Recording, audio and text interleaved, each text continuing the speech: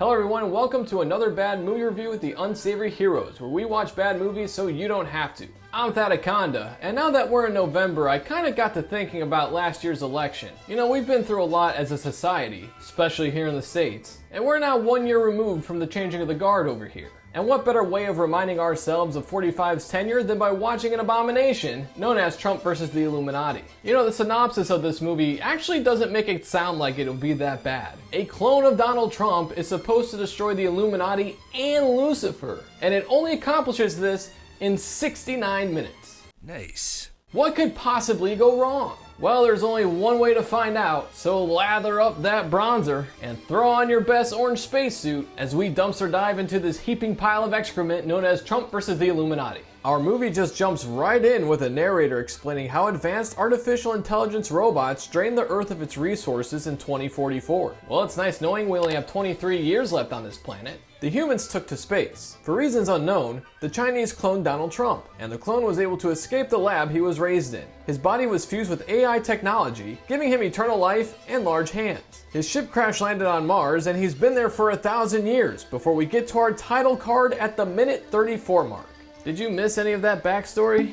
Well, don't really worry about it because I'm sure they'll mention it at some point during the rest of the movie. We are then treated to another voiceover from Aleister Crowley. Lucky it's not fully voiced over, as we see our first character in the flesh, although he does have a rather long monologue about how he's the leader of the Illuminati army. He then has a conversation with Anubis. The Egyptian god lays out the prophecy of a spoiler of Illuminati reign. The VO at the beginning never mentioned anything about the Illuminati. It mentioned artificial intelligence, but nothing about a secret society or aliens. This comes completely out of nowhere with what we were just given. If the opening mentioned something about Earth making contact with aliens, then them bamboozling us with some sort of AI technology, which turned against us for their benefit, then yes, that would make sense. The only one who is to carry out this prophecy?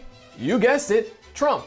Once his name is mentioned, Crowley just goes into a line of insults against the president before being reminded it's the clone who's supposed to destroy Lucifer. I wish I was making this up. Anubis warns Crowley about how dangerous Trump is, but of course the alien is all about not letting that happen. 5 minutes in, we've had a backstory of what happened to Earth and how it really has no relevance to the rest of the movie, and we have an alien who's the leader of the Illuminati who's speaking with Anubis. We have yet to meet the main character of this movie, whose name is in the title. Oh, there he is, riding around on Mars. Okay, I get how he could live forever with his artificial intelligence and whatnot, that's whatever. But what really gets me is how is this vehicle still running after 1,000 years? He too has a voiceover about how he's been on the rusty planet for 1,000 years. He just rambles on about how he can't tell if he's lost his mind or not. The movie goes so far as to say the real Donald Trump was assassinated. He also makes sure to remind the audience about how he was created in a top secret lab in China. He then just continues to go on and on about how he hadn't seen a real human his whole time in the lab, and then goes on to talk about his life in solitude again. However, he mentions the Major, who happens to go by the name Major Tom.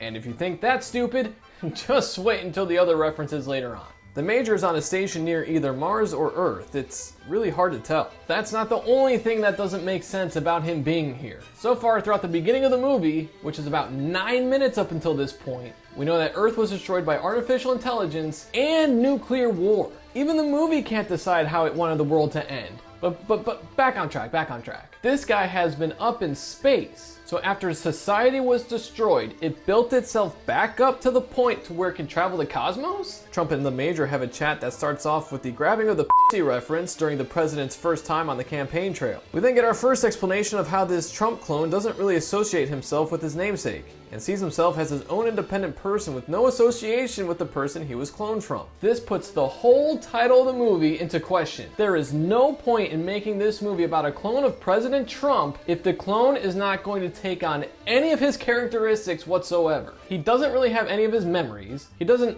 act like him. He sounds like him with his voice, but that's just about it. They could have put literally anyone in the history of this planet into this spot, and it would be the exact same movie. After sending out what I'm guessing is a distress call, there's a voice on the other side. Queen Varuna, queen of the Atlantean army, says to meet at Trump's base, and he comes across her in the middle of a barren wasteland with not a base in sight. She tells him about his destiny and how he's supposed to destroy the Illuminati. I'm guessing there was only one clip of canned animation for this filmmaker to use here, because none of the movements that the characters are doing actually match anything with what they're saying. Trump's not interested in being part of this, and he talks about how he escaped a Chinese laboratory and Earth again. Crowley gets a message from one of his henchmen about how they've picked up movement on the surface of Mars. He gives the order to send out a search team before mentioning something about sex magic. Back on the Red Planet, Trump wakes up from his sleep in a different spot he was just in after screaming out Ivanka's name. Crowley tells his henchmen to capture Trump. At the base, Trump is randomly fighting aliens. Now I get these are supposed to be members of the search party, but the guy literally just said they will start their search at daybreak.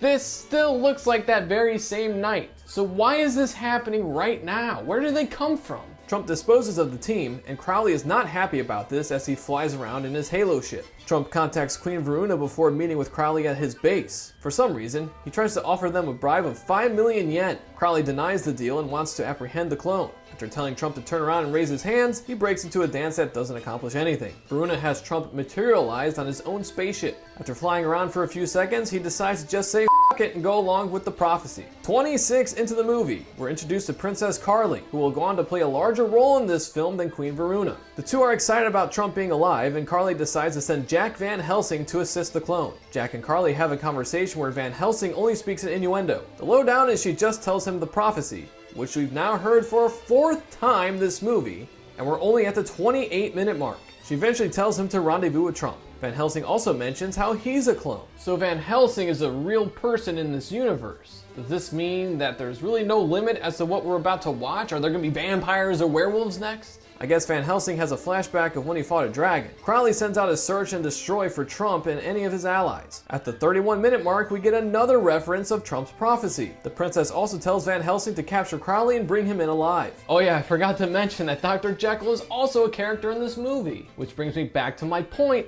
of why even bother using Trump as the main character. There are so many more characters they could have used that are in public domain. Why not just use one of those? Again, this version of Trump makes it abundantly clear he wants nothing to do with his namesake. So what's the point? Trump and Varuna talk about the prophecy and how the clone can be a hero by pulling it off. Crowley and Lucifer have a chat in which the Dark Prince just says when the time's right, he's going to send his greatest servants out on the attack. Out of nowhere, Van Helsing finds Bigfoot. Huh? Foot, as he's referred to, sounds like Fat Albert. Hey, who wants to play? And joins Van Helsing. The two set up a plan to capture Crowley. Van Helsing boards the Illuminati headquarters, and we get our second fight scene, which includes the exact same move we saw earlier with Trump's fight. VH captures Crowley, and he sends the news to the princess. Trump then makes his way to the Illuminati headquarters. You know, the place we just saw get attacked and have its leader kidnapped.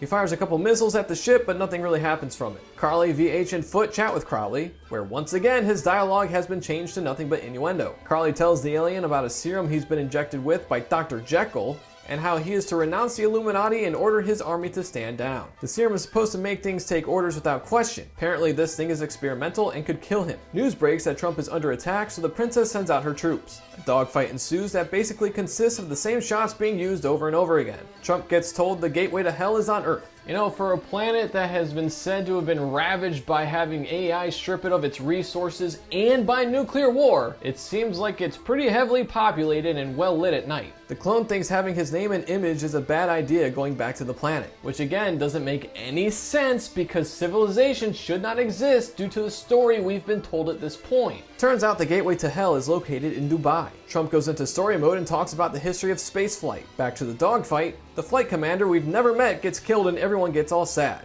Because of this, Foot joins in on the fight. Trump gets to Earth and is suddenly in a hazmat suit. In certain shots, this guy has a mask on, and in others, it's just a blank mask. It's also not very clear who's Trump and who's the other guy in this scene. Lucifer tells a robot about how he's happy the machine has spliced out the human soul from clones. Back at the dogfight, all hope seems lost, I guess, and the princess makes the decision to release the Hammer of God. It's made out to be some sort of weapon that destroys all things, but all it does is blow up the Illuminati headquarters. With only 13 minutes of runtime left, Trump finally encounters Lucifer. We don't know how he made it to hell all the way from New York City. Why did he even visit New York City? You know what? Fuck it. I I give up with this movie, nothing makes sense. Satan is in a wheelchair due to a fight he had with the Kennedys. The two have just a back and forth and nothing really happens. The Hammer of God is fired at the Illuminati and they're all destroyed. As everyone celebrates, Crowley just tells everyone that evil will be back. Lucifer gets the news of what just happened and he summons his top brass from the 6th dimension. He mentions the 6th dimension 3 times, just in case you weren't paying attention. We then get shots of King Shark, a Terminator, Killer Croc, the man-made monster, a crab person,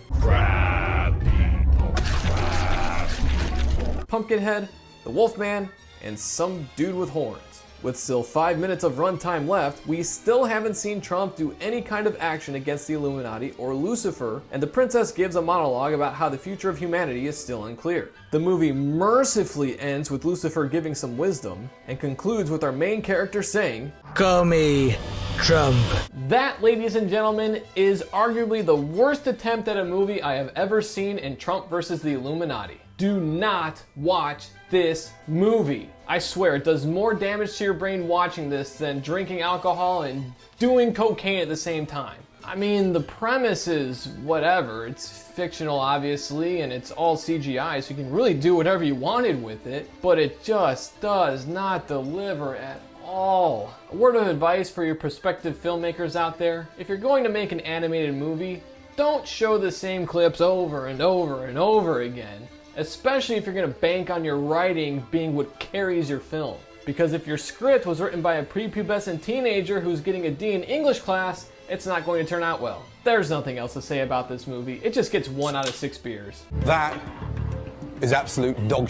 Tom, I hate you with a passion for suggesting this movie. There's nowhere else but up to go with these movie reviews from here on out. That'll wrap things up for this edition of Another Bad Movie Review with the Unsavory Heroes. If you've made it to this point in the video, thank you for sticking around and supporting the channel. And show some more love by hitting those like and subscribe buttons below if you haven't already done so. Also make sure to ding that bell icon so that way you get reminded every time we post new content. As a reminder, we also stream on Twitch pretty much every Monday, Wednesday, and Friday. So make sure you check out our social media channels to see whenever we go live. Because you know what'll happen if you don't. There's really no clip to play. It's just, we'll force you to watch this movie. How's that sound? I'm That Icona saying thanks for stopping by, and we'll see you next time here on Another Bad Movie Review with the Unsavory Heroes.